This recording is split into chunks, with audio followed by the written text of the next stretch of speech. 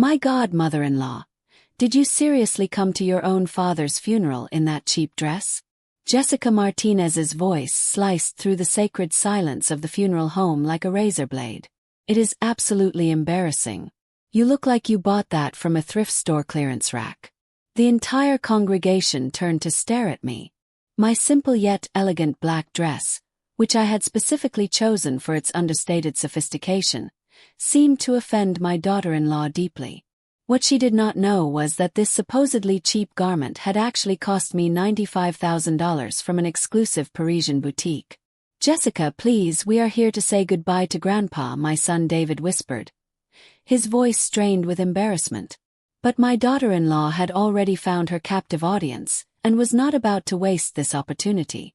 No, David, someone absolutely has to address this situation. I work at the most prestigious fashion house in the city. I can recognize quality when I see it, and this, she gestured dismissively at my dress with unconcealed disgust, this is clearly a discount store special. Your mother has absolutely zero sense of style or class.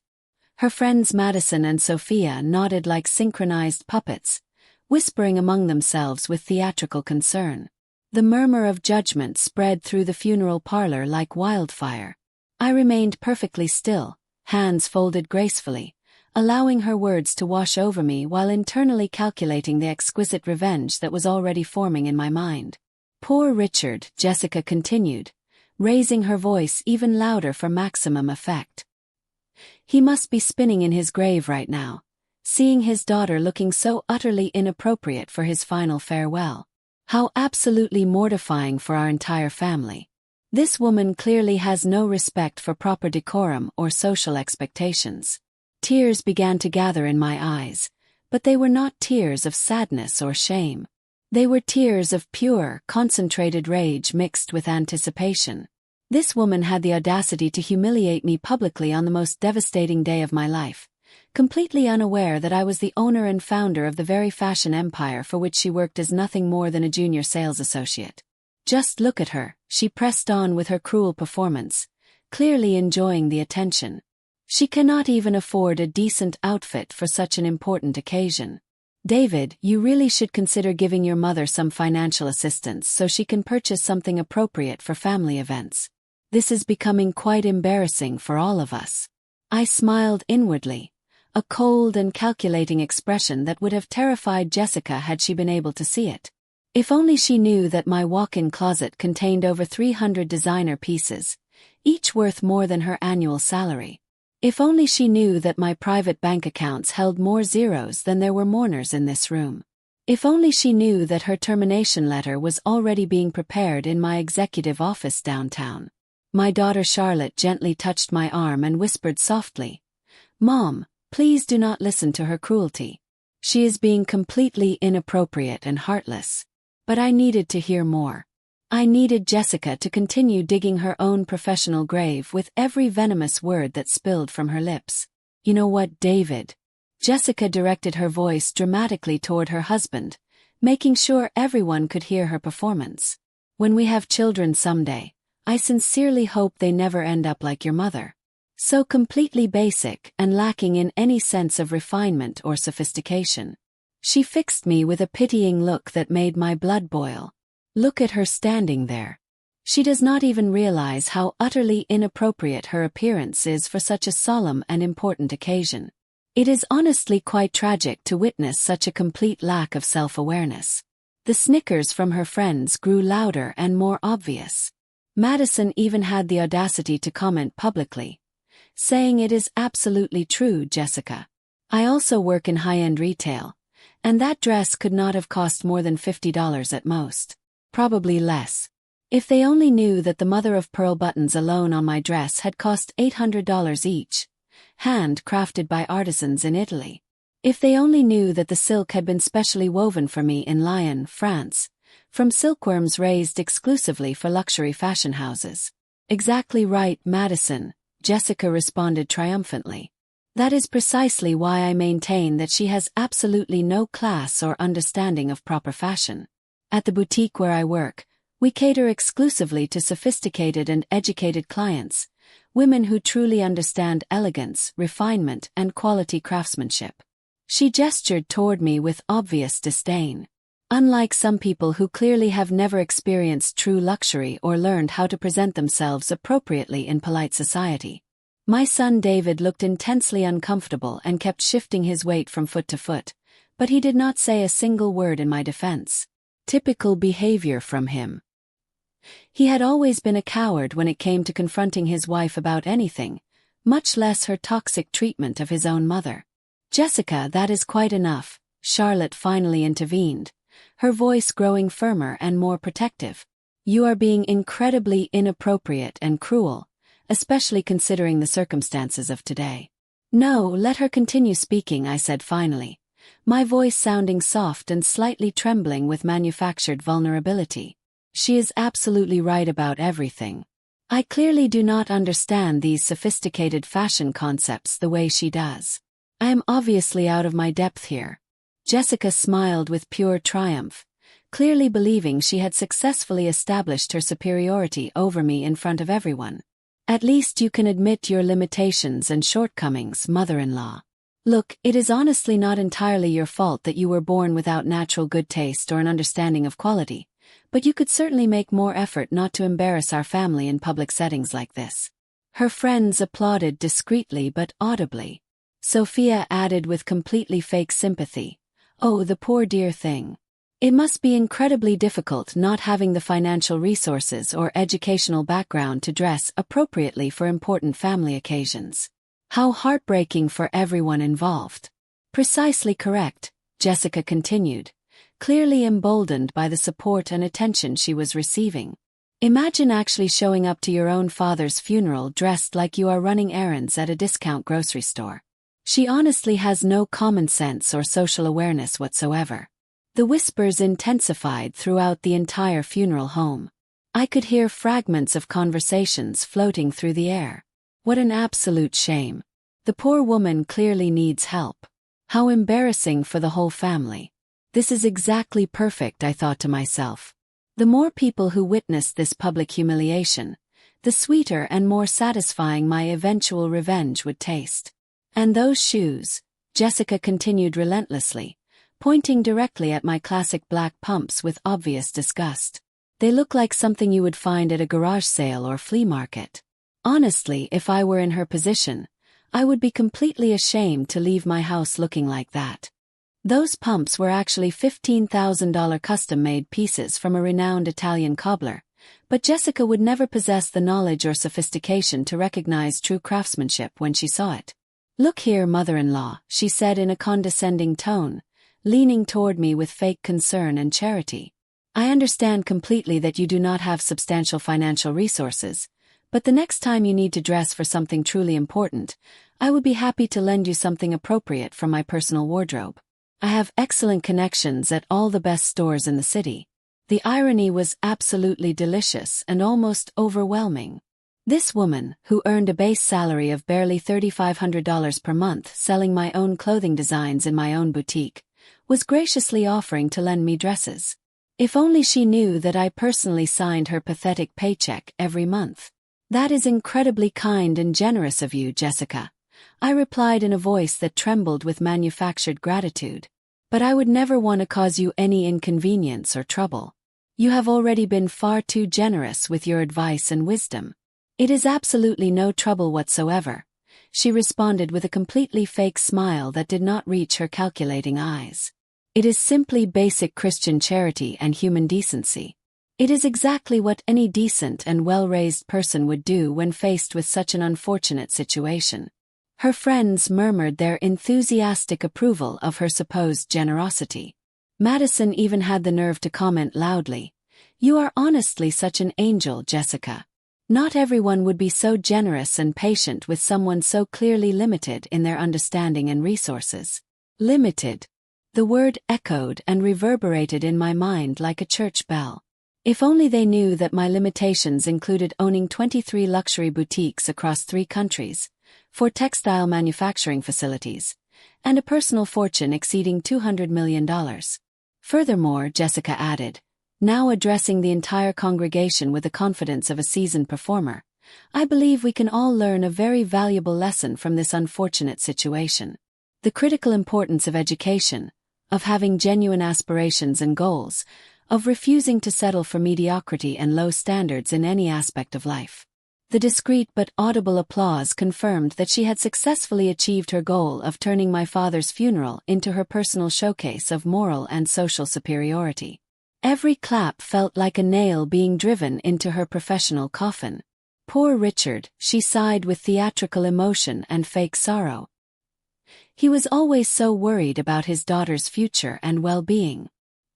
He used to confide in David about how concerned he was that she would never learn to manage properly without his guidance and support.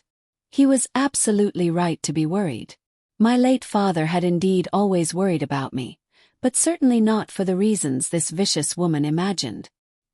He knew my heart was perhaps too kind and forgiving, that I had a tendency to let people take advantage of my generous nature. He always told me, Victoria, the day I am no longer here to protect you, do not allow anyone to trample on your dignity or treat you with disrespect. That prophetic day had finally arrived, and I intended to honor his memory by following his wise advice to the letter. After the spectacular show Jessica had created at my father's funeral, I drove home in my deliberately modest 2018 Honda Accord, a vehicle I had specifically chosen to maintain my carefully constructed facade as a struggling, financially limited widow. The truth was that my private garage housed a Bentley Continental, a Mercedes Maybach S-Class, and a limited edition Porsche that absolutely no one in my family knew existed. But today, I needed to continue playing the role of Victoria that everyone believed they knew so well. The unsophisticated mother-in-law, the financially struggling woman, the person who, according to my daughter-in-law, possessed not even a trace of genuine class or refinement. Arriving at my deliberately modest apartment, I carefully removed my $15,000 pumps and poured myself a generous glass of wine. Not just any wine, but a vintage Chateau Petrus that cost $8,000 per bottle. But to the outside world, I was simply the woman who purchased boxed wine from the local grocery store. My phone rang almost immediately. It was Charlotte, my daughter, and I could hear the anger and frustration in her voice. Mom, I am absolutely horrified and disgusted by what happened today. Jessica behaved like a complete monster. Her behavior was inhuman and unforgivable, especially at Grandpa's funeral. Do not worry yourself about it, sweetheart, I replied in a tired and defeated voice. I have grown accustomed to her comments and criticisms over the years. It is simply who she is, and I have learned to accept it. But it is absolutely not acceptable behavior, Mom. No one should have to endure that kind of public humiliation and cruelty, especially not at such a painful and emotional time. It was completely inappropriate and heartless. Charlotte had no knowledge of the truth about my actual financial situation. I had made a deliberate decision years ago to keep both of my children completely in the dark about the real extent of my wealth and business empire. It was safer and less complicated that way, and it allowed me to observe the true character of the people in my life. I am definitely going to have a serious conversation with David tomorrow. Charlotte continued with determination. He absolutely cannot continue allowing his wife to treat you with such obvious disrespect and cruelty. Someone needs to put a stop to this behavior immediately. No, please do not do that, I urged her gently. I do not want to be the cause of any problems or conflicts in their marriage. They need to work through their issues without my interference. But the problems and conflicts were already brewing beneath the surface, whether Charlotte realized it or not. Jessica had no idea that her employer would be receiving a very specific and detailed phone call first thing tomorrow morning. After ending the call with Charlotte, I made my way to my secret study, a room that neither of my children knew existed, hidden behind what appeared to be an ordinary bookshelf. This was where I kept my most precious treasures: the contracts for all of my companies, the financial statements for my boutiques, and most importantly, the comprehensive personnel files for every single employee, including Jessica Martinez, Junior Sales Associate, Level 2 at my flagship downtown location. Her base salary was $3,500 per month plus commission, and her employment record made for fascinating reading. I opened her file and carefully reviewed her complete history with my company.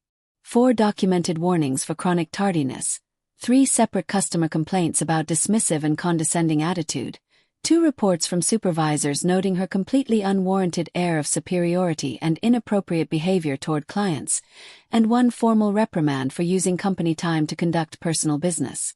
Absolutely perfect. I picked up my private business phone, the one I used exclusively for company matters, and dialed Margaret, my human resources director. "Miss Coleman, I am so incredibly sorry for your loss today," Margaret said with genuine sorrow and sympathy in her voice. "Your father was such a wonderful man, and I know how much he meant to you and your family. Thank you so much for your kind words, Margaret, but I need you to handle a somewhat personal matter for me first thing tomorrow morning." "Course, absolutely anything. What do you need me to do?" "Jessica Martinez, employee at our downtown flagship boutique. I want you to conduct a thorough and meticulous review of her entire performance record over the past 18 months. Look at everything with a microscope. Are there any specific issues or concerns I should be focusing on during this review? Let us simply say that she has demonstrated a pattern of disrespect toward customers that I absolutely will not tolerate in any of my establishments, under any circumstances whatsoever." Margaret understood my tone perfectly after working with me for over 20 years.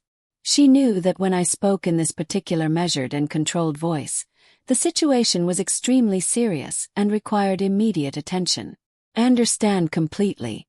Would you like me to prepare comprehensive documentation for potential disciplinary action?"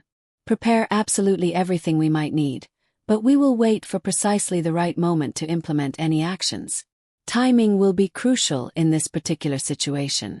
After hanging up the phone, I settled into my Italian leather executive chair and reflected deeply on the day's devastating events. Jessica's public humiliation had been merely the appetizer in what would become a full-course meal of consequences. She had absolutely no idea that she had just declared war against the most dangerous possible opponent. My beloved father Richard had always told me that I was far too kind and forgiving for my own good. "Victoria," he would repeat constantly, "some people will mistake your kindness for weakness, and when that unfortunate situation occurs, you must teach them the crucial difference between the two. You must show them that kindness does not equal weakness." For 45 years, he had been my protective shield against the world's cruelty. Richard knew about my business empire because he had been my silent partner and most trusted advisor from the very beginning. Together, we had built something extraordinary from absolutely nothing, always remaining in the shadows, always maintaining the appearance of being a regular middle-class family. But Richard was no longer here to protect me from venomous snakes like Jessica. Now I would have to protect myself, and I would do it with the style and precision that only a 75-year-old woman with 50 years of business experience could command. The next day, while Jessica was undoubtedly bragging on social media about her act of charity in offering to help me with my wardrobe, I was sitting in my executive office reviewing quarterly profit reports for all 23 of my boutiques. My personal assistant, an incredibly efficient woman named Patricia who had been with me for 25 years, entered with her usual morning coffee service and stack of important documents. "The monthly financial reports, Miss Coleman," she said professionally, placing a perfectly organized pile of documents on my mahogany executive desk. "How are sales performing at the downtown flagship location this quarter?" "Outstanding numbers across all departments. The new spring collection has been extraordinarily well received by our clientele, and customer satisfaction ratings are at an all-time high." "And what about the sales staff performance?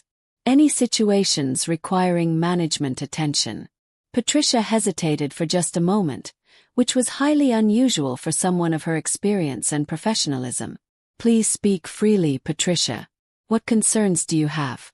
"Jessica Martinez has had multiple incidents with our most valued clients over the past several months.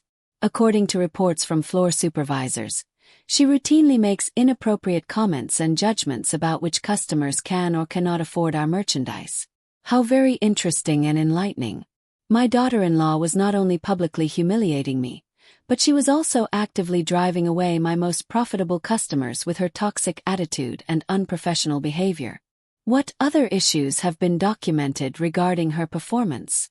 Security footage has captured questionable behavior on multiple occasions. She spends excessive time on personal phone calls during work hours, She arrives late consistently, and yesterday she was photographed trying on merchandise she had not purchased, apparently for social media posts. Every single word Patricia spoke was another perfectly placed nail in Jessica's professional coffin. The evidence was mounting beautifully. Patricia, I need you to schedule a comprehensive management meeting for this Friday with all department heads from the downtown flagship location. I want everyone present without exception. Is there any specific agenda or particular reason for this meeting that I should communicate to the staff? I smiled genuinely for the first time since my father's funeral. It is time to implement some very necessary and long overdue personnel changes throughout the organization. The week following the funeral unfolded like a perfectly orchestrated symphony of family dysfunction and revealing conversations. Jessica seized every possible opportunity to remind everyone within hearing distance how incredibly generous and charitable she had been toward me, constantly referencing her gracious offer to share her wardrobe and professional connections. On Wednesday morning, I received a predictable phone call from David, my son. Mom, Jessica mentioned that she offered to help you with your clothing situation and general appearance. She really went out of her way to be helpful and supportive during such a difficult time. Yes, she was remarkably kind and generous, I replied with manufactured submissiveness and gratitude. I truly appreciate her thoughtfulness and concern for my well-being. Listen, Mom, I realize that Dad always handled all the financial responsibilities and money management, and things must be incredibly challenging and overwhelming for you right now. If you need any financial assistance or support, please do not hesitate to ask us for help. The irony was so thick I could practically taste it. My own son was offering me money when I could easily purchase his entire house with the cash I kept in my personal office safe for emergencies. Do not worry about me, David. I will manage perfectly fine with your father's modest pension and the small savings we accumulated over the years. Are you absolutely certain about that? Because Jessica mentioned that your apartment looks quite basic and outdated, and your clothing situation seems to need significant improvement. Your wife is absolutely correct in her assessment. I clearly do not understand fashion and style the way someone like her does. She obviously has much better taste and knowledge than I could ever hope to develop. I could hear the satisfaction and relief in David's voice. He was pleased that I was acknowledging Jessica's supposed expertise and superiority. Well, she certainly knows the fashion business inside and out. She works at one of the most exclusive and prestigious boutiques in the entire city. Her supervisors and management team have tremendous respect for her knowledge and abilities. If only he knew that I was the exact supervisor and management team who supposedly held such high regard for her talents and contributions. She must be incredibly talented and skilled at her job, I murmured with fake admiration. She absolutely is exceptional. In fact, she is expecting a significant promotion very soon. Her immediate supervisor informed her that there is an excellent possibility she will be elevated to assistant manager within the next few weeks. This was fascinating new information. Margaret had not mentioned anything about potential promotions for Jessica during our conversation. My daughter-in-law was obviously fabricating this story to impress David and inflate her own importance in the family hierarchy. I am genuinely happy for her success and advancement, David. She certainly deserves recognition for her hard work and dedication. Exactly right, and you know what this means, Mom. When she receives this promotion and the accompanying salary increase, we will have more disposable income to help you out financially. We might even be able to take you shopping at some decent stores so you can update your wardrobe appropriately. Every word from my son's mouth felt like a physical blow. How had I raised a man who could be so completely blind to his wife's cruelty and manipulation? How had I failed so miserably in teaching him basic human decency and respect? That sounds very thoughtful and generous of both of you, son. I appreciate your willingness to help me improve myself. After hanging up, I immediately contacted Patricia to gather intelligence about these supposed promotion rumors. Patricia, I need immediate information regarding any discussions about promoting Jessica Martinez to assistant manager or any other elevated position. There are absolutely no such discussions taking place, Miss Coleman. In fact, her direct supervisor, Rebecca, informed me just yesterday that she is seriously considering placing Jessica on formal probation due to her increasingly problematic attitude and behavior with our valued customers. Excellent. That confirms what I suspected. Do you have those comprehensive performance reports I requested? Yes, ma'am. Documented incidents, security camera footage, and written testimonials from multiple clients who have filed formal complaints about her unprofessional behavior and treatment. Outstanding work as always, Patricia. Now I need you to handle one additional task for me. I want you to discreetly investigate Jessica and David's complete personal financial situation. Income, expenses, debts, credit history, everything you can legally obtain. Patricia never questioned my requests. After 25 years of working together, she understood that when I asked for financial background information on someone, I had excellent reasons that would eventually become clear. On Thursday afternoon, the comprehensive results arrived on my desk, and they exceeded even my most optimistic expectations. David and Jessica were living completely beyond their means in every possible way. Their luxury apartment cost $4,000 per month, which was more than Jessica's entire gross monthly salary before taxes. They had accumulated credit card debt exceeding $60,000, an outstanding car loan of $35,000, and they had requested multiple salary advances from the boutique over the past year. But the most delightful detail was that they had recently applied for a mortgage to purchase a $400,000 house, using Jessica's fictional promotion and imaginary salary increase as primary qualification factors. Their dream house, their carefully planned future, their entire financial house of cards depended completely on a career advancement that would never materialize under any circumstances. Friday morning arrived with the crisp clarity of a perfectly planned execution. I dressed in my most understated yet unmistakably elegant executive attire. A charcoal Armani suit I had purchased in Milan the previous year, paired with my authentic Mikimoto pearl necklace and matching earrings. Nothing flashy or ostentatious, but any true fashion expert would immediately recognize the impeccable quality and craftsmanship, not to mention the astronomical cost of every single piece.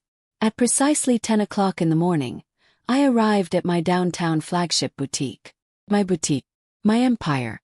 My life's work. Good morning, Miss Coleman. Rebecca, the floor supervisor, greeted me using my married surname as we had always done in public to maintain my carefully constructed anonymity. All the department managers are assembled and waiting for you in the conference room as requested. I walked slowly through my store, observing every detail with the critical eye of someone who had built this business from absolutely nothing.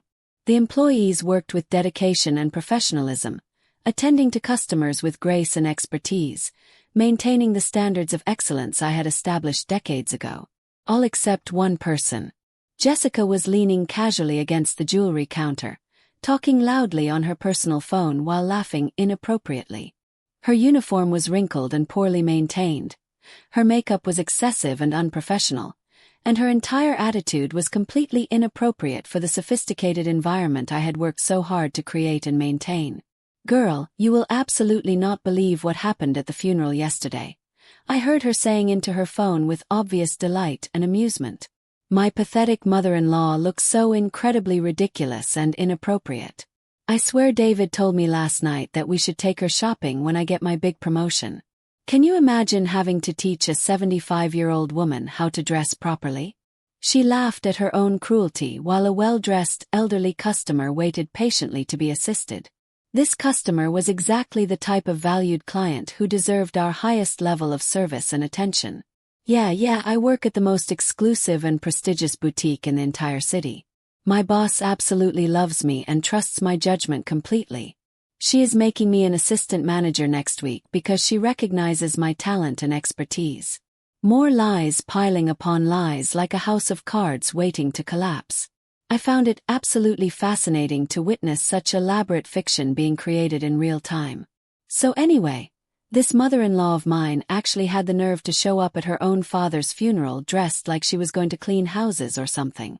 I was honestly embarrassed for the entire family. It looked like she bought her outfit at a thrift store clearance sale. The waiting customer had grown visibly frustrated and moved to another counter where a professional employee could properly assist her. But Jessica was completely oblivious to everything except her own entertainment and gossip. You know what the funniest part is? Jessica continued, completely absorbed in her cruel narrative. She actually believes her dress was elegant and appropriate. The poor delusional old woman has absolutely no concept of what real fashion or quality looks like. It would be sad if it were not so pathetically amusing. At that precise moment, I decided it was time to make my approach and begin the final phase of my carefully planned revenge. "Excuse me," I said softly, my voice carrying just enough authority to get her attention without causing alarm. Jessica turned around and for a brief moment seemed to recognize me, probably because she had never seen me dressed in truly appropriate attire before this encounter. "Oh, mother-in-law, what are you doing here?"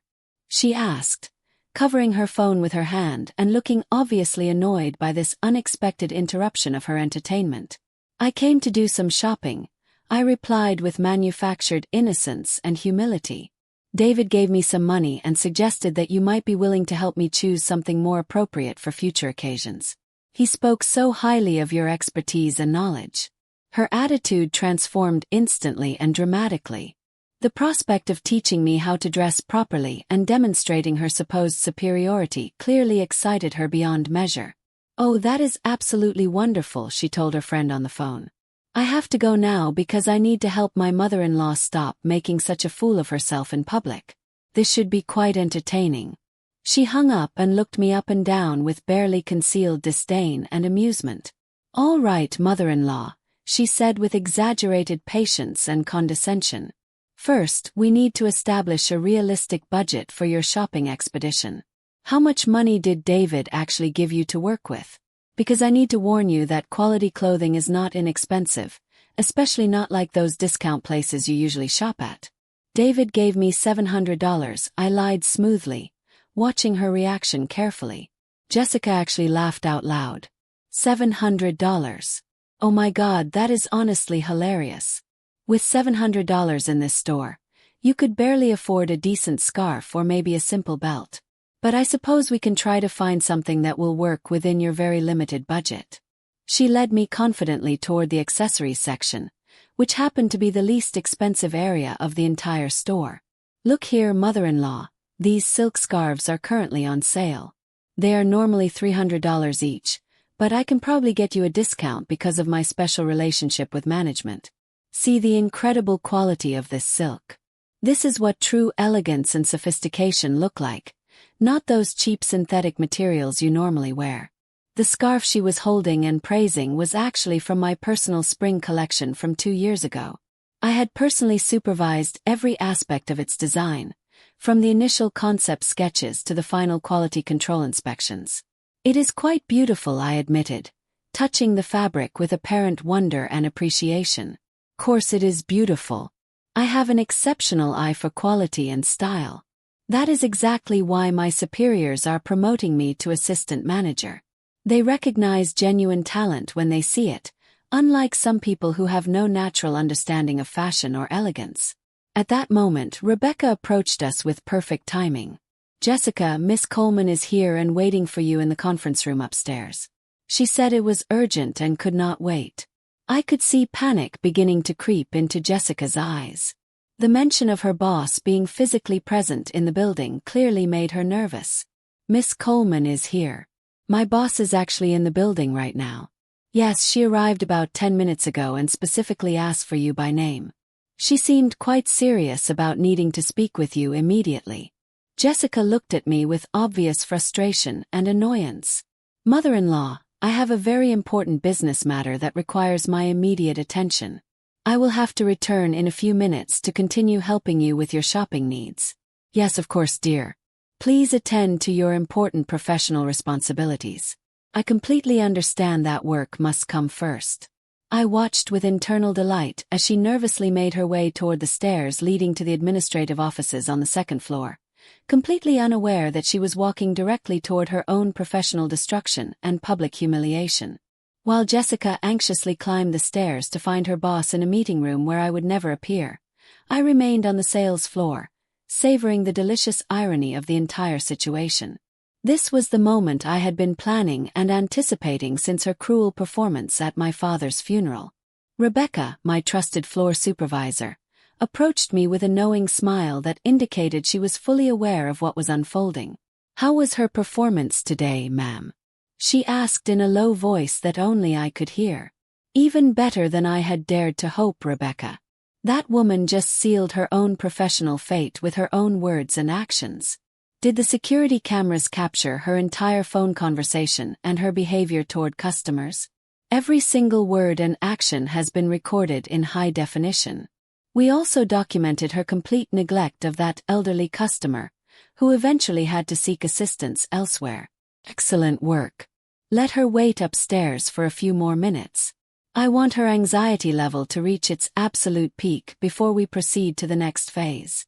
Meanwhile, I decided to take a leisurely tour through my store, observing how everything functioned when I was present but not obviously in charge. The employees worked with professionalism and courtesy, serving every customer with the respect and attention that represented our core values. I approached Melissa, one of my newer sales associates, a young woman I had hired 8 months earlier based on her genuine warmth and natural customer service instincts. "Excuse me," I said, pretending to be an ordinary customer. "What do you think of the service quality from that young woman who was here a moment ago? The one with the dark hair who was talking on her phone?" Melissa looked around nervously before responding, clearly uncomfortable with the question. "You mean Jessica?" "Ma'am, it really is not my place to comment on my colleague's performance or behavior.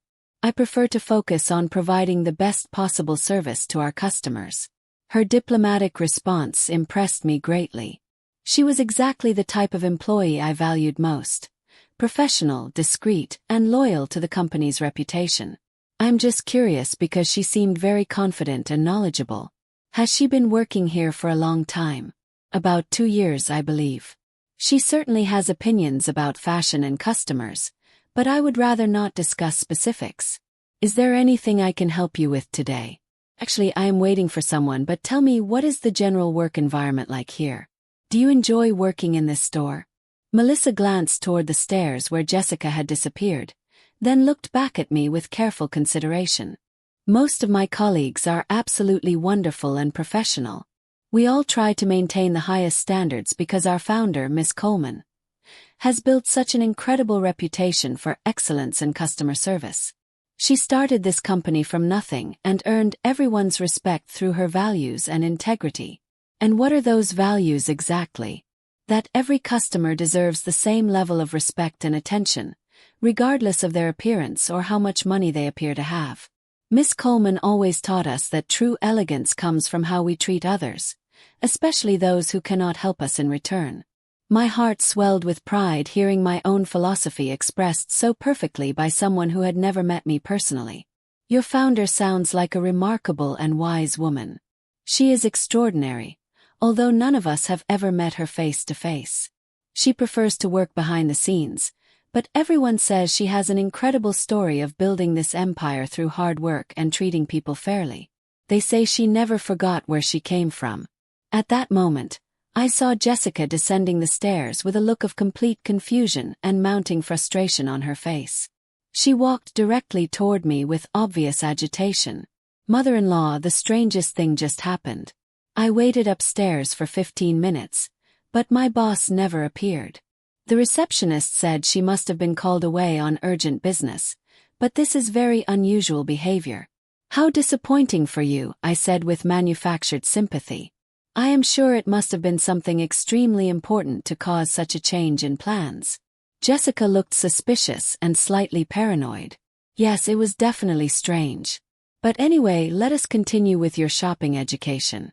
I need to teach you about quality and appropriate styling choices for someone in your position and circumstances." She led me toward the clearance section, where discounted items from previous seasons were displayed. "Here we have some options that are more realistic for your budget and lifestyle," she explained condescendingly. "Look, this gray dress has been marked down to $400. It is perfect for ladies of your age and social position." The dress she was showing me was indeed from one of my collections, but from 3 years ago, a design I had discontinued because it did not meet my evolving quality standards. What is your honest opinion of this particular dress? I asked her directly. Well, to be completely honest, it is not particularly special or fashionable, but for someone like you, it is perfectly adequate. You do not have the figure, the presence, or the lifestyle to wear truly exclusive designer pieces anyway.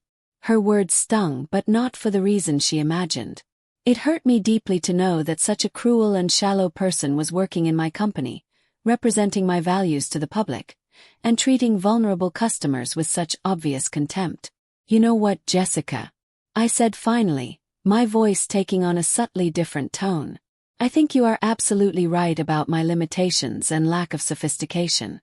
But I have one question that has been bothering me. What question is that? She asked with obvious impatience. What would happen if someone pretended to be poor but actually had substantial wealth? How would you treat such a person? Jessica laughed dismissively. Oh, mother-in-law, that only happens in movies and fairy tales. Rich people do not walk around disguised as poor people. That concept is completely ridiculous and unrealistic. But hypothetically speaking, I pressed gently. Hypothetically, if someone comes into this store dressed like you are today, they definitely do not have money. It is absolutely impossible for someone with real wealth to dress so basically and inappropriately. That is just common sense and basic logic. I see your point. And why do you believe that is true? Because wealthy people want their status to show, she explained with complete confidence. They want to display their success and flaunt their resources. Look at my VIP clients. They always arrive impeccably dressed, wearing expensive jewelry, carrying designer handbags, driving luxury vehicles. That is how real money behaves. Very logical reasoning, I agreed. Exactly. That is why I excel at this job, mother-in-law. I have developed the ability to read people accurately. I can determine exactly who can afford our merchandise and how they should be treated accordingly. It is a valuable skill in luxury retail. At that precise moment, Patricia, my personal assistant, entered the store with her usual professional discretion. She spotted me immediately and approached with a subtle smile. "Ma'am, they are ready for you in the conference room," she said with quiet authority. Jessica looked at Patricia with obvious confusion and suspicion. "Excuse me, but who exactly are you?" she demanded rudely. "I am Miss Coleman's personal assistant," Patricia replied matter-of-factly. Jessica's face went through several color changes, from confusion to dawning realization to absolute horror. "And what does my mother-in-law have to do with your boss?" she asked in a voice that was becoming increasingly strained and panicked. Patricia looked at me, awaiting my permission to proceed. I nodded slightly, giving her the signal she was waiting for. "Your mother-in-law is my boss," Patricia announced calmly. "Victoria Coleman is the founder and owner of this entire chain of boutiques." The silence that followed was absolutely deafening. Jessica stared at me as if she had seen a ghost, her face cycling through every possible shade from white to green to gray. The color literally drained from her face as the full implications of what she had just heard began to sink into her consciousness. What did you just say?" she stammered, grasping the counter desperately to prevent herself from falling. "Exactly what you heard," Patricia replied with professional composure. "Victoria Coleman is the founder, owner, and CEO of Coleman Fashion Enterprises, which includes this boutique and 22 others." Jessica spun around to face me directly, her eyes wide with terror and disbelief. "Well, this cannot be true. This is impossible. You live in that tiny apartment. You drive that old Honda. Your clothes. Your entire lifestyle. My $95,000 dress," I interrupted gently. "The same outfit that you publicly ridiculed at my father's funeral as clearance rack material. The same $15,000 shoes you claimed looked like flea market purchases. 95,000. She repeated like a broken record, unable to process the information her brain was receiving. "The exact same dress you decided was proof of my lack of class and sophistication. The same ensemble you used to justify humiliating me in front of my entire family and all of our friends. But I have been working for you for 2 years," she gasped, still struggling to accept reality. "That is absolutely correct. And during those 2 years, I have received multiple detailed reports about your inappropriate and unprofessional behavior toward our valued customers. Patricia smoothly produced a thick folder from her briefcase. Would you like me to read some of these reports aloud, ma'am? I believe Jessica should hear exactly what her supervisors have been documenting about her performance and conduct. Please do, Patricia. I think complete transparency would be beneficial for everyone involved. Jessica collapsed into a nearby chair, her legs no longer able to support her weight as the full magnitude of her situation became clear. Report dated March 22nd. Patricia began reading in her clear, professional voice. Customer complaint filed against employee Jessica Martinez for refusing service based on the customer's appearance. The client was eventually assisted by another employee and made a significant purchase. No, that is not accurate, Jessica protested weakly. Report dated April 15th. Patricia continued without pause. Elderly customer treated with obvious contempt and condescension, directed exclusively to clearance items without being asked about preferences or budget. Customer left without purchasing anything and filed a formal complaint. Each report felt like a physical blow to Jessica's remaining composure and dignity. Report dated May 3rd. Employee observed making disparaging comments about customers' economic status while they were still within hearing distance. Multiple witnesses confirmed inappropriate behavior. I can explain everything, Jessica said desperately. What exactly are you going to explain, Jessica? I asked, my voice maintaining its calm, controlled tone. Are you going to explain how you decided it was appropriate to publicly humiliate me at my father's funeral? Or would you prefer to explain how you just informed me that I lack the figure and presence to wear quality clothing? Tears began streaming down her face as the full consequences of her actions became undeniably clear. Ma'am, I did not know who you were. If I had known your true identity, I never would have spoken that way. Exactly, Jessica. That is precisely the problem with your character. Your respect for other human beings depends entirely on their economic status and social position. You are only kind and courteous to people you believe have money or power. I moved closer to her, maintaining my dignified but intimidating posture. Tell me, Jessica, what would you have done differently at the funeral if you had known my true identity from the beginning? I never would have. She began, then stopped, unable to complete the sentence. You never would have what? Revealed your true personality. You never would have shown everyone exactly how cruel and judgmental you really are deep down inside. Jessica was sobbing openly now, her carefully constructed facade of superiority crumbling completely. Please, Miss Coleman, it was a terrible misunderstanding. I have always respected you tremendously. I have the highest regard for you and your accomplishments. You respected me 5 minutes ago when you told me I was not sophisticated enough to wear designer clothing. You respected me when you informed me that I lacked the presence and figure for quality fashion. That was not what I meant, she protested through her tears. Those were your exact words, Jessica. That was your honest assessment of your mother-in-law, the woman who raised the man you claimed to love. Other employees had begun gathering at a respectful distance, not coming too close but clearly aware that something significant was happening. I could see in their faces a mixture of shock, fascination, and satisfaction at finally witnessing consequences for Jessica's toxic behavior. Patricia, I said to my assistant, would you please read the most recent report from this morning? Course, ma'am. Report filed today. Employee Jessica Martinez was recorded by security cameras speaking disparagingly about a family member who was present in the store, violating multiple company policies regarding customer privacy and professional conduct. Additionally, I continued, she has been lying to her husband about a non-existent promotion, and they have applied for a mortgage based on that fabricated information. Jessica's head snapped up sharply. How could you possibly know about our loan application? Jessica, I know everything I need to know about people who work for me, especially when those people happen to be family members who publicly humiliate me. Patricia continued reading from her notes. Financial investigation reveals outstanding debts of over $60,000, monthly expenses exceeding family income by approximately 200%, and multiple unreported salary advances from the company. Unreported, I repeated for emphasis. Which means that, in addition to everything else, you have been falsifying company financial documents and violating our employment policies. Ma'am, please, I can explain all of this. I needed the money to maintain our lifestyle, to keep up appearances, to make David proud of me. To maintain a lifestyle you cannot afford, I corrected. To flaunt wealth you do not possess while simultaneously mocking others for their supposed lack of resources. The irony is absolutely perfect, Jessica. You, who ridiculed my apparent poverty, are the one who is truly financially desperate. You, who lectured me about class and sophistication, are the one living a complete lie.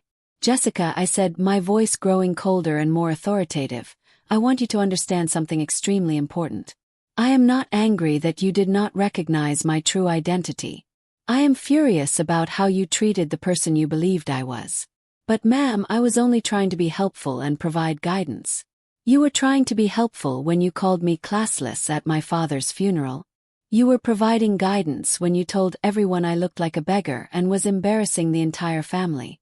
I am devastated by the way you considered it appropriate to humiliate a 75-year-old woman at the most painful moment of her life, simply because you thought you could do so without consequences. It was never my intention to cause such pain, she protested weakly. It was never your intention to reveal your true character.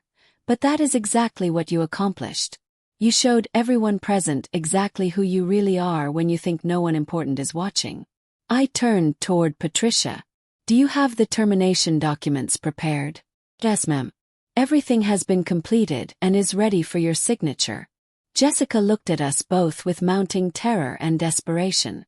What documents? What are you talking about? Your termination paperwork, of course. Your employment with Coleman Fashion Enterprises is ending immediately. No, please, you cannot do this to me. I desperately need this job. We have enormous debts, monthly payments, the new house we plan to purchase. The new house you intended to buy with money from a promotion that was never going to happen under any circumstances. Please, Miss Coleman, I am begging you to reconsider. Give me one more chance to prove myself. I swear I will change completely. I will become a different person. You will change. You will become different. I approached her again. Jessica, you are 34 years old. If you have not learned to treat people with basic human decency by this point in your life, you are not going to learn it now. But we are family. I am your daughter-in-law. That should count for something. Exactly right. You are my daughter-in-law, which makes your behavior even more unforgivable and inexcusable. You are supposed to be part of this family, yet you chose to publicly humiliate the family matriarch for your own entertainment. Patricia handed me an official folder. The termination letter, ma'am. Everything is in order. Thank you, Patricia. I accepted the folder and displayed it to Jessica. Here is your official termination notice, effective immediately. You cannot do this to me. This is personal revenge, not legitimate business practice. Personal revenge. I laughed without any humor. Jessica, this is simply the application of standard business policy. Customer mistreatment, misuse of work time, falsification of official documents, and multiple violations of our employee code of conduct. But I need this job more than anything. David will be devastated. Our entire future depends on my income and position here. David is going to learn many important truths today. I interrupted firmly, including exactly how his wife treats his mother when she believes no one significant is watching or listening. Jessica's tears had evolved into desperate, panicked sobs. Please, I am literally begging you. Give me just one final opportunity to make things right. I will do anything you ask. You already received your opportunity, Jessica. You had it during 2 years of working here, and most importantly, you had it on the day of my father's funeral when you could have chosen compassion instead of cruelty. But I did not know your true identity or position. And that is exactly my point. Your true character shows most clearly when you believe there will be no consequences for your actions. Patricia, I said to my assistant while Jessica continued her desperate pleading, please contact building security to escort our former employee while she clears out her personal belongings. No, wait, please, Jessica screamed, jumping to her feet in panic. This cannot end like this. There has to be another solution. Like the compassion you showed me on the day we buried my father. Like the consideration you demonstrated when you decided to turn the most devastating moment of my life into your personal demonstration of superiority. Jessica approached me with her hands clasped together, literally begging for mercy. Miss Coleman, please think about David. Consider your son's happiness. If you destroy my career, you will ruin our marriage and break his heart. I will ruin your marriage. I stared at her with genuine disbelief. Jessica, you destroyed your marriage the moment you decided to publicly humiliate your husband's mother for sport and entertainment. But David loves me. He will not understand why you are doing this. He will think you are being vindictive and unreasonable. He will understand perfectly when I show him the security footage from today, along with all the documented reports of your behavior over the past 2 years. Her face somehow managed to become even paler. Security footage. You recorded our entire conversation. Every word you spoke about me, every cruel comment you made on your personal phone, every dismissive gesture you directed toward customers, all of it has been captured in high definition. Patricia interrupted discreetly. Security personnel are on their way up, ma'am. Excellent timing. I turned back to Jessica. You now have approximately 5 minutes to gather your personal items and surrender your employee identification and access cards. This is an abuse of power. You are persecuting me because of family conflicts, not legitimate business concerns. Abuse of power. My voice hardened considerably. Jessica, the abuse of power occurred when you humiliated a 75-year-old widow in front of her entire family because you assumed you could do so without facing any consequences. But you have millions of dollars. I only have this modest job and my small income. And whose fault is your financial situation? Did I force you to live beyond your means? Did I encourage you to lie about promotions? Did I tell you to apply for loans based on fictional salary increases? Melissa, the young employee who had spoken to me earlier, approached hesitantly. Ma'am, is there anything you need from me during this situation? Yes, Melissa. I want you to observe this very carefully. This is a perfect lesson about why we treat every single customer with identical respect and dignity, regardless of their appearance or assumed financial status. Jessica turned to me with pure hatred burning in her eyes. You are going to use my humiliation as a training example for your other employees. Absolutely. Your behavior will serve as the ideal cautionary tale in all our future employee training sessions about what never to do. That is completely humiliating and degrading. Humiliating. I responded without any warmth. Jessica, you humiliated me at my father's funeral in front of family members, lifelong friends, and people I had known for decades. You did it for entertainment and to make yourself feel superior. I was only trying to help you improve your appearance and social presentation. Help me.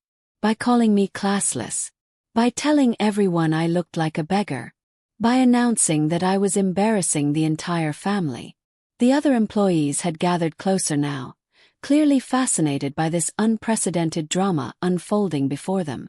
I could see in their expressions a mixture of shock and satisfaction at finally witnessing accountability for Jessica's consistently toxic behavior.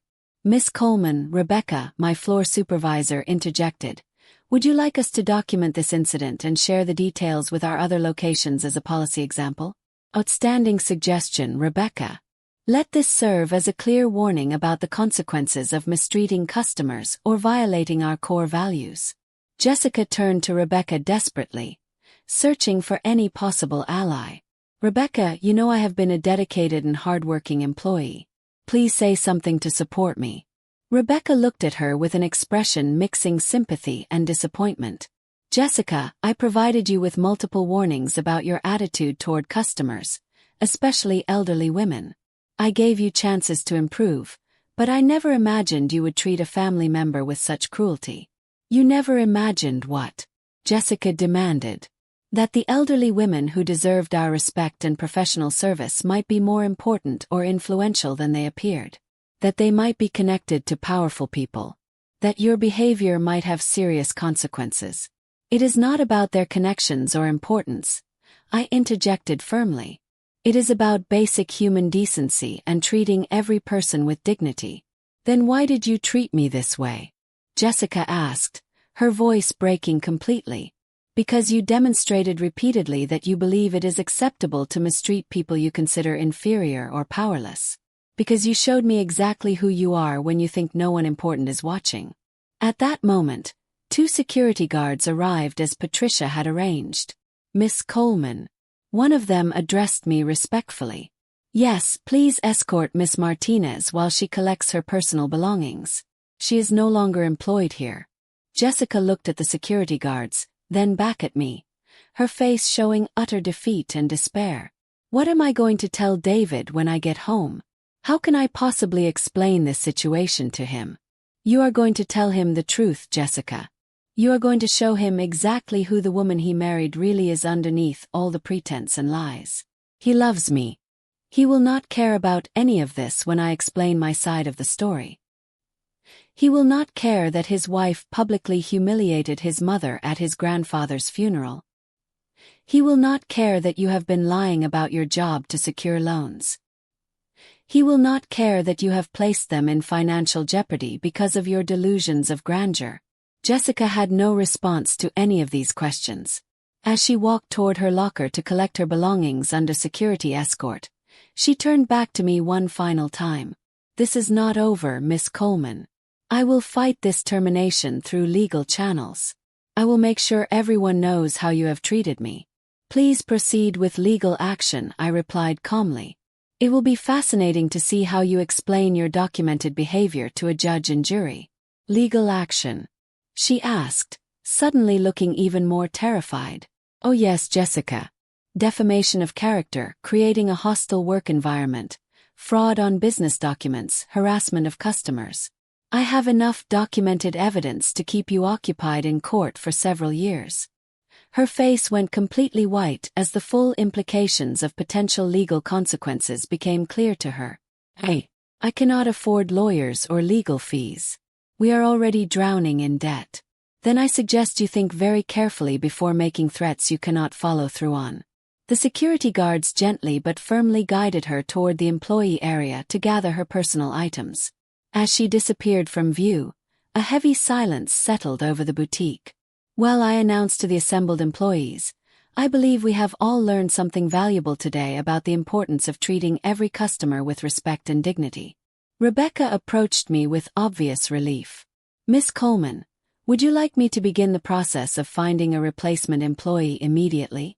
Yes, but I want the interview process to be much more rigorous this time. I want extensive screening for values and customer service philosophy, not just fashion knowledge or sales experience. Course, ma'am. And Rebecca, I want Melissa to receive an immediate promotion and salary increase. Her professionalism and discretion today have been exemplary. Melissa blushed with surprise and gratitude. Thank you so much, Miss Coleman. I promise you will not regret this decision. Do not thank me yet, Melissa. With promotion comes increased responsibility and higher expectations. I trust you are ready for that challenge. I left the boutique feeling emotionally drained but satisfied that justice had been served. The revenge I had planned was now complete, but the most difficult conversation still lay ahead of me. I had to face David and explain why I had destroyed his wife's career and potentially his marriage. That evening at exactly 6 o'clock, David arrived at my apartment. His face showed the strain and confusion of someone whose entire world had just been turned upside down. He had received my urgent phone call 3 hours earlier, asking him to come immediately because I needed to discuss something critically important about Jessica and our family. Mom, what is going on? David asked before he had even fully entered my living room. Jessica came home in complete hysterics, claiming she was unfairly fired and that you somehow had something to do with her termination. She said the most ridiculous things about you owning her company. That is impossible, right? Sit down, David. What I am about to tell you will change everything you think you know about our family and your wife. My son settled onto the same sofa where he had played as a child, where he had come to me for advice during his teenage years, where he had announced his engagement to Jessica 3 years ago. Now at 37 years old, he looked completely lost and vulnerable. Mom, Jessica told me something absolutely crazy. She insists that you own the boutique where she worked. That is completely impossible, right? We have always been a middle-class family. I took a deep breath, preparing to reveal secrets I had kept for his entire adult life. David, for your entire existence, I have kept the true extent of our family's wealth hidden from you and Charlotte. It was a deliberate decision your father and I made to ensure you developed proper values and character. What do you mean by the true extent? David asked, his voice becoming strained. I stood up and walked toward my secret study, the room he had never seen or suspected existed. Come with me, son. It is time you learned who your mother really is and what we have built over the past 40 years. When I opened the hidden door behind my bookshelf, David gasped audibly. His expression transformed from confusion to absolute amazement as he took in my private office filled with business documents, financial statements, property deeds, and photographs documenting the growth of my empire. What is all this? He whispered, unable to process what he was seeing. This, my son, represents the business empire your father and I created from absolutely nothing. We started with a single small boutique and built it into an international fashion company. I showed him the ownership certificates for all 23 boutiques, the contracts for the 4 textile manufacturing facilities, and the bank statements showing figures that exceeded his wildest imagination. Mom, we are multimillionaires, he said. His voice filled with disbelief. We are much more than that, David. We are worth over $200 million, and we have been wealthy for most of your adult life. But why? Why did you live like this? Why did you never tell us the truth about our family's success? Because I wanted you and Charlotte to grow up with authentic values. I wanted you to understand the importance of hard work, humility, respect for others, and genuine character development without the corrupting influence of inherited wealth. David collapsed into a leather chair, overwhelmed by these revelations. Cannot believe this. All these years, all the times I worried about your financial security, all the times Jessica and I discussed helping you with money. And your father knew about everything. Your father was my partner in all of this, David. Together we made the decision to keep our wealth secret until you demonstrated that your values were solidly established and you could handle such responsibility. David looked at me with a mixture of admiration and resentment. And what does any of this have to do with Jessica being fired from her job? That is the question I have been waiting for you to ask.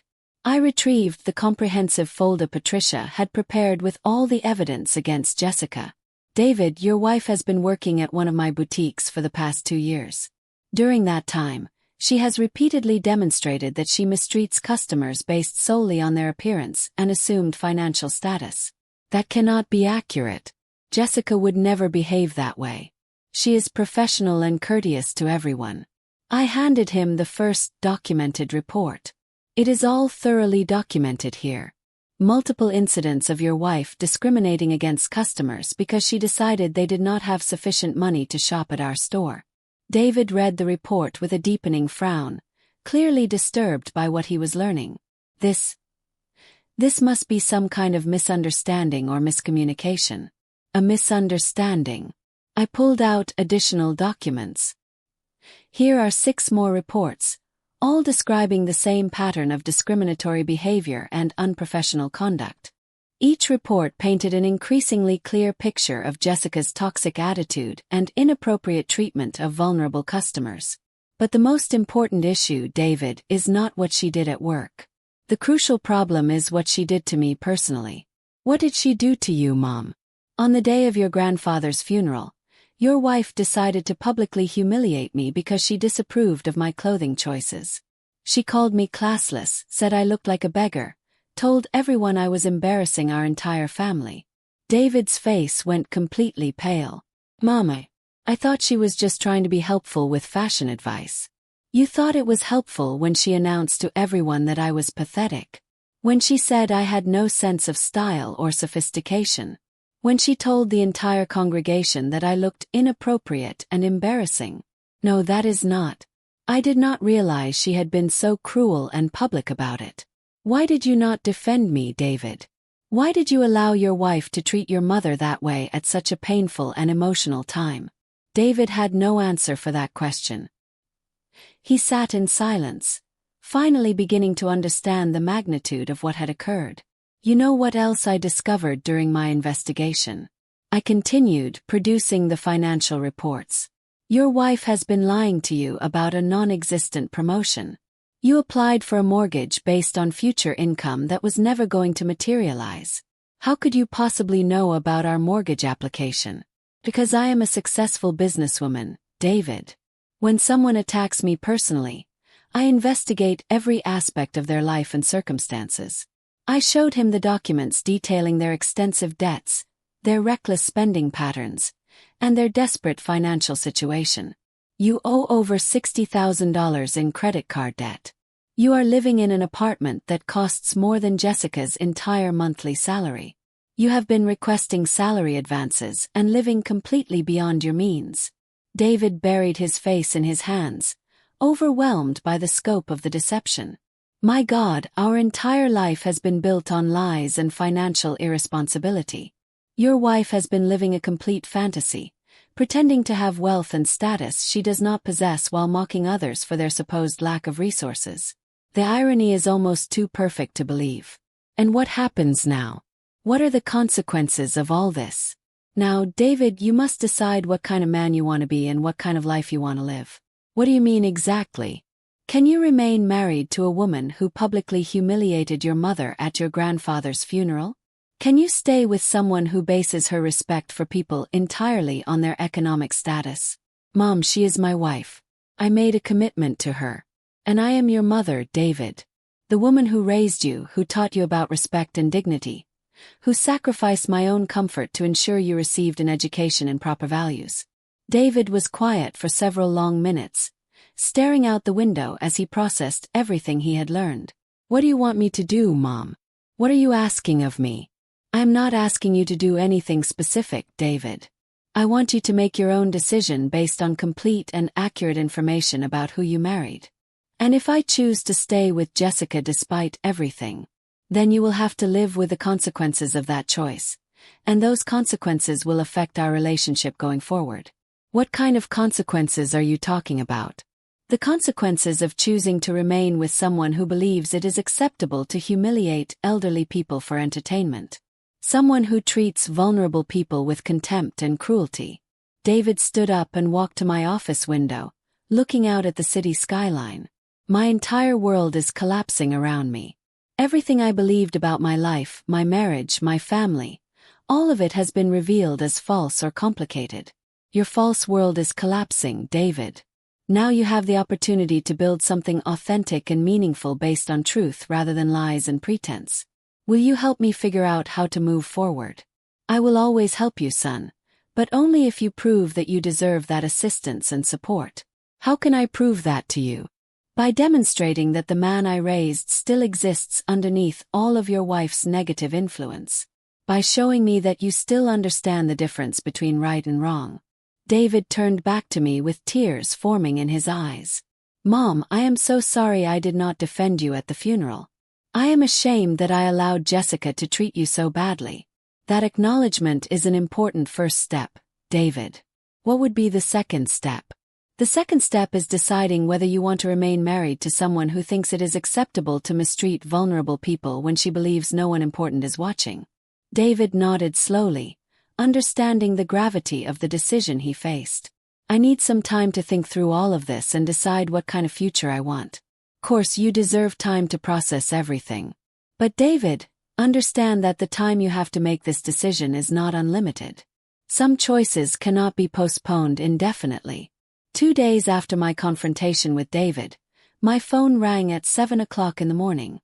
It was Charlotte, my daughter, and she sounded completely frantic and confused. Mom, what in the world is happening? David called me at midnight crying and saying you are secretly a multimillionaire and that Jessica got fired from your company. None of this makes any sense to me. It is all completely true, sweetheart. Good morning to you too. How can it be true? Since when have we been wealthy? Why did you never tell me about any of this? Charlotte, come to my apartment this morning. It is time for you to learn the truth about our family's real situation and financial status. Mom, I am in complete shock. David told me about boutiques, about money, about what Jessica did at Grandpa's funeral. I cannot process any of this information. That is exactly why you need to come here and see the evidence for yourself. There are many important things I need to explain to you. 2 hours later, Charlotte was sitting in my living room examining the same documents I had shown David. Her reaction was completely different from her brother's response. "Mom, why did you never trust us with this information? Why did you keep such an enormous secret from your own children?" "I did trust you, Charlotte. I trusted that you would develop into good people without the corrupting influence of inherited wealth and privilege. But we could have had better opportunities, better education, better experiences. I could have attended private universities, traveled internationally, had advantages other wealthy children enjoyed. And would you be the same person you are today if you had grown up with those privileges?" Charlotte paused thoughtfully. "I honestly do not know the answer to that question. I do know the answer. You would have developed with a sense of entitlement and superiority that would have damaged your character and made you less compassionate toward others. But look at what happened with David. He married a terrible woman who despises our entire family." "Exactly my point, Charlotte. David chose Jessica when he believed we were an ordinary middle-class family. That choice reveals something important about his character that needed to be examined and addressed." "What do you mean by that?" "I mean that perhaps David was attracted to Jessica precisely because she represented the status and sophistication he felt was missing from his own background." Charlotte frowned thoughtfully. "That is a rather profound psychological observation, Mom. I have had 75 years to study human behavior and motivation, darling. These patterns become clear when you pay attention. And what about my choices? What do you think about the decisions I have made in my life?" I smiled with genuine pride. "You chose to become an elementary school teacher working with disadvantaged children. You married a good man who shares your values. You volunteer at homeless shelters. Your priorities are exactly where they should be. So I am going to inherit all of this wealth and responsibility. You and David will inherit everything equally, but there are specific conditions attached that you both must meet." "What kind of conditions?" Patricia appeared with the inheritance documents I had prepared years earlier. "Charlotte, you will inherit the real estate properties and financial investment portfolios, but your condition is that you must use a significant portion of that wealth to establish charitable foundations, particularly focused on education for underprivileged children." Charlotte's eyes filled with tears of gratitude and purpose. "Mom, that is absolutely perfect. It aligns perfectly with everything I care about and believe in. And David will inherit the boutiques and manufacturing facilities, but he must work in the business for 5 years starting at entry level, learning every aspect of the operation from the ground up." "What is the purpose of that requirement?" "I want him to understand what it feels like to deal with all types of customers, to earn the respect of employees through his actions, to build something meaningful through genuine hard work rather than inherited privilege. But both of you have one additional condition that is absolutely non-negotiable under any circumstances." "What is that condition?" Charlotte asked. "You can never use your wealth to mistreat, humiliate, or look down upon other people. The money I am giving you comes with the responsibility to lift others up, not to put them down." "Course, Mom. I would never dream of using wealth to hurt others. And if I ever discover that either of you is using your position or resources to belittle or harm someone else, you will lose your entire inheritance immediately and permanently." "Understood completely," Charlotte said solemnly. That evening, as I was reviewing business reports in my office, Patricia entered with an expression of satisfaction. "Ma'am, you have an interesting phone call. It is David, and I believe you should take this conversation." David's voice sounded different when I answered. More mature, more determined, less confused than he had been during our previous conversation. "Mom, I have made my decision about Jessica and our marriage." "I am listening, son." "I asked her for a divorce this morning. I cannot remain married to someone who would treat you the way she did, especially at such a painful time in our lives. How do you feel about that decision?" "Devastated but also relieved, like I have been carrying a weight I did not even realize was there. Jessica showed me who she really is, and I finally accepted that information." "And what did Jessica say when you told her about the divorce?" "She tried to convince me that you were being vindictive and unreasonable. She claimed that her behavior at the funeral was misunderstood and taken out of context." "And what was your response to that?" I told her that I had seen the security footage of her behavior in your store. I told her that I knew about all the lies regarding her promotion and our financial situation. I told her that I finally understood who I had really married. That must have been a difficult conversation. It was the most honest conversation we have ever had, Mom. For the first time in our marriage, everything was completely truthful and transparent. Can I come see you tomorrow? There are many things about the future that I want to discuss with you. Of course, David. You are always welcome here. The next day, both of my children sat together in my living room for the first time since the funeral, now fully aware of the truth about our family's circumstances and my business empire. Mom, David said, I want to formally apologize not only for failing to defend you at the funeral, but for all the years I did not fully appreciate the sacrifices you made for our character development. I want to apologize as well, Charlotte added sincerely, for questioning your decision to keep our wealth secret, and for not understanding that you were giving us something far more valuable than money. You gave us authentic values and genuine character. Your apologies are accepted, but they were not necessary. You both acted according to the information you had available at the time. And now what happens? David asked. How do we move forward from here with all this new knowledge and responsibility? Now, I told them, standing up to retrieve the inheritance documents from my desk, it is time for you to learn about your future responsibilities and the legacy you will be continuing. I showed them the comprehensive plans I had developed over many years, outlining exactly how my empire would be divided between them and what conditions they would need to meet to prove themselves worthy of such responsibility. David, you will inherit the boutiques and manufacturing facilities, but there is a non-negotiable condition attached to this inheritance. What condition is that, Mom? You must work in the business for 5 years minimum, starting from the very bottom as a sales associate.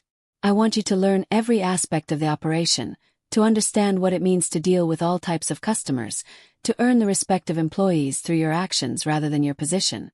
I accept that condition completely, David said without hesitation.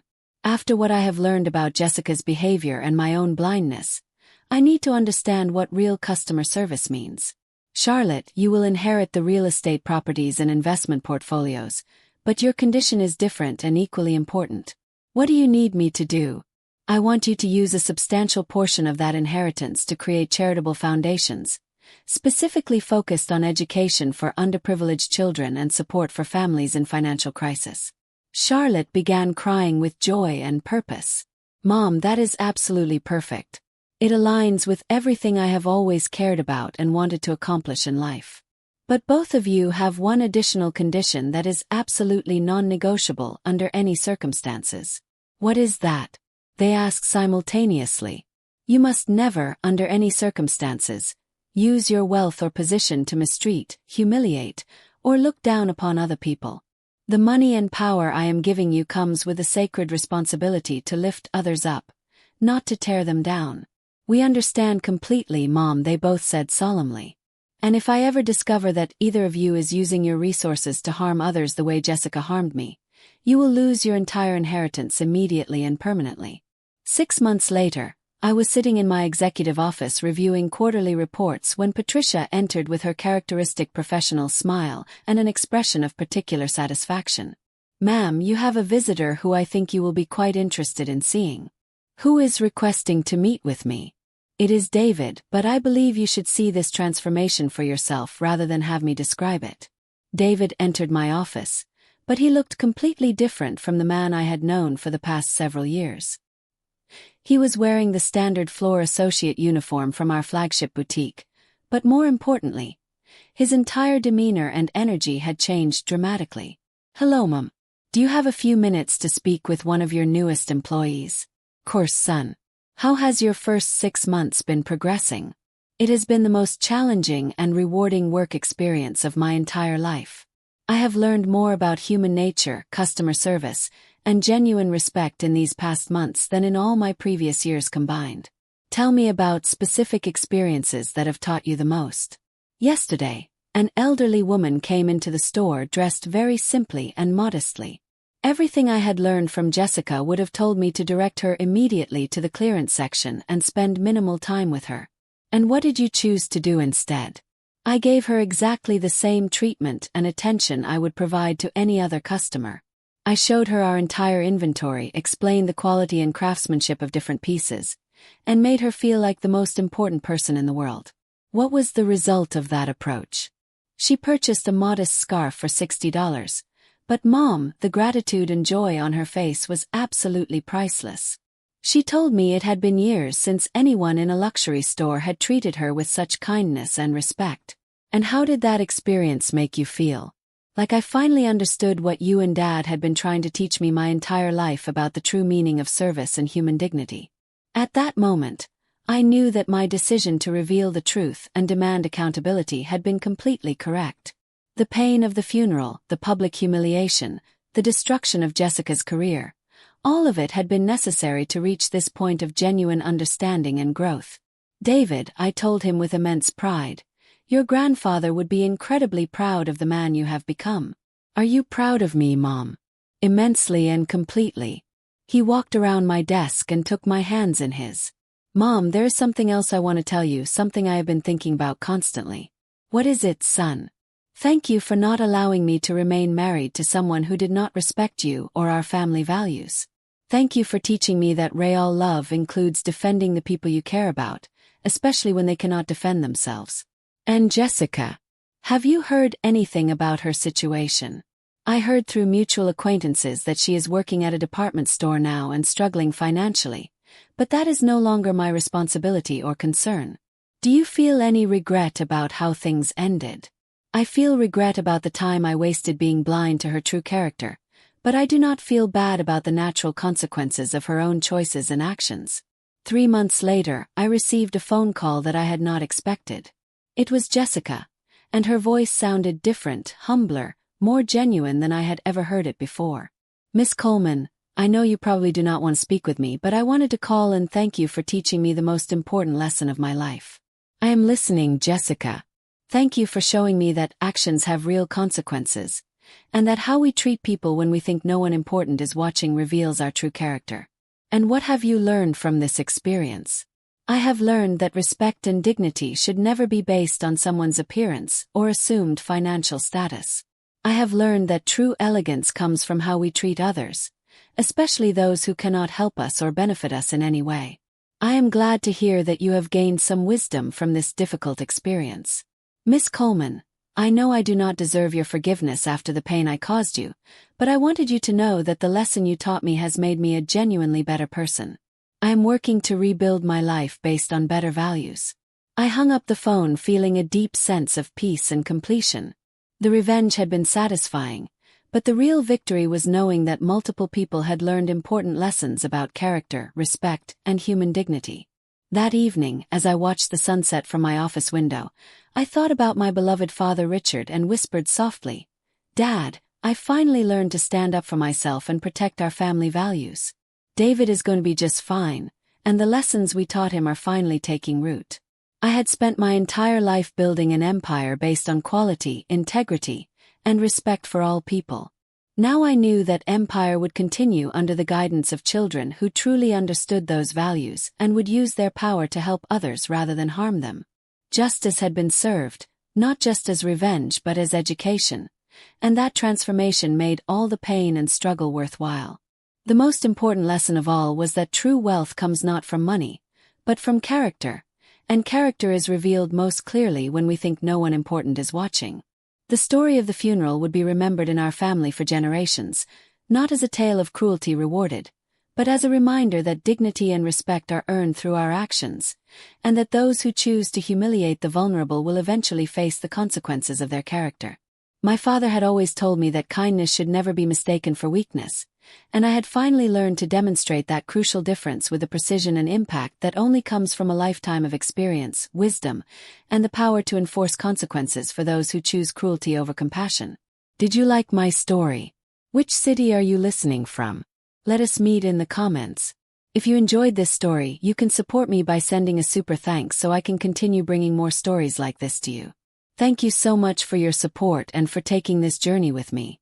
I look forward to reading your thoughts about the story. There are 2 more incredible life stories on the screen that I highly recommend. My channel has so much more content waiting for you. Do not forget to subscribe. See you in the next life story. With love and respect.